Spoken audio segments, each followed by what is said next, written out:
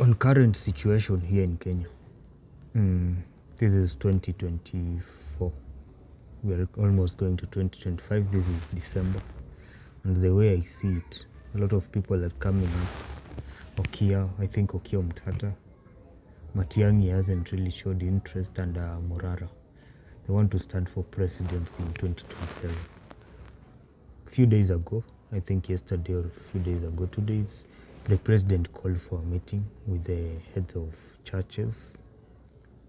He said he wanted to work with them together. Today was Jamhuri Day. He said his awesome speech that he wants to unite Kenyans to work together. I want you also to remember the same week President William Ruto met with Uhuru Kenyatta. And if you've seen the videos, they were actually happy together. They were good together. They laughed together. So who knows what they talked. So after that meeting with Uhuru Kenyatta, President William Ruto went ahead to call the meeting with the churches, so they should be working together. And the way I've seen William Ruto, and this one I'll say, the way I've seen President William Ruto, the man is a strategist. You say in the game of chess, you must also be a strategist. The game of chess, at least, you see, a beginner must know at least 3 moves ahead. A grandmaster must know 11 moves ahead. So by the art of strategies, it's also good in business. You'll be able to foresee some things which should come up.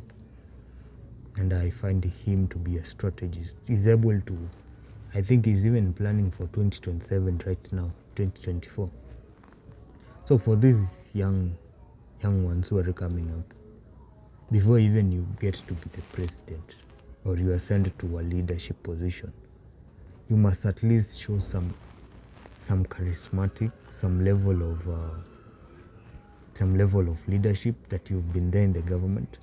For instance, I'll go ahead and use President William Ruto. He's been the MP for Eldoret for quite some time. He's been the government, he's been a deputy president. So as you can see, you must follow the steps, their order of things. This is not just a world where you just wake up to it. It's not a lotto or a lucky card that you play to win. This one, you must advance your game. You must advance your moves. And I don't think Morara is still young. He's a good mobilizer, but not the best mobilizer. He's still young in the game. And before what happened, before 2027, who knows? For 2 years, for Ruto to make projects work for his government, to ensure his people are on his team, and to defeat someone whose people are in support of him, the nobles are in support of him, is very hard. So what he needs to do, if I was President William Ruto advises, he just need to ensure, because he can't be all over the place and checking if the CS are doing their work, he should apply, or he should give only the competent people, CS, to do the work. They should report back to him. That's how leadership works. It works with the hierarchy.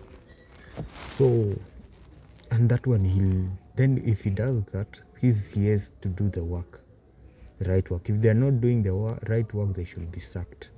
He should not tolerate that one, because it's his reputation that's against the line. I understand Ruto is very ambitious. He's a charismatic being. He's very ambitious, intelligent, and also a strategist. You've seen the way he does his speeches. If you've been keen on it, you can see the way he gathers people, he gathers the CS, he gathers the opposition.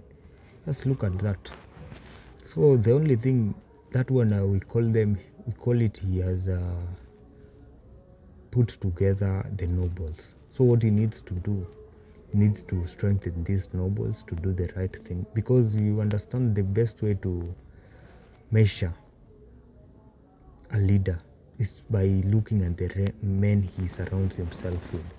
That is actually one of the best ways. So you shouldn't be failed by people who are around you, by the same people you can choose. Just promote and demote. If someone is not doing a good work, demote them. They are doing the best work, promote them. And inspire the rest to also do the same one. Because I also understand in legacy. You see, in country, I think being the president is not just having taking a lot of debts and everything. I'm not saying he's taking debts, but you can be lured into debts, taking and everything.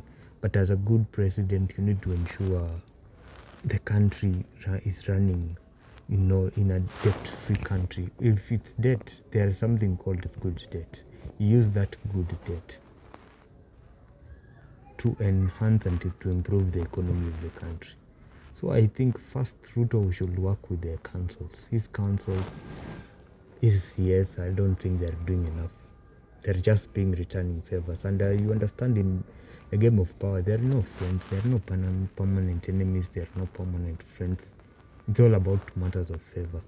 And I do believe Kenya as a country is a very well country. It's a very well equipped country when it comes to matters of technology, eloquencies, innovations, and everything.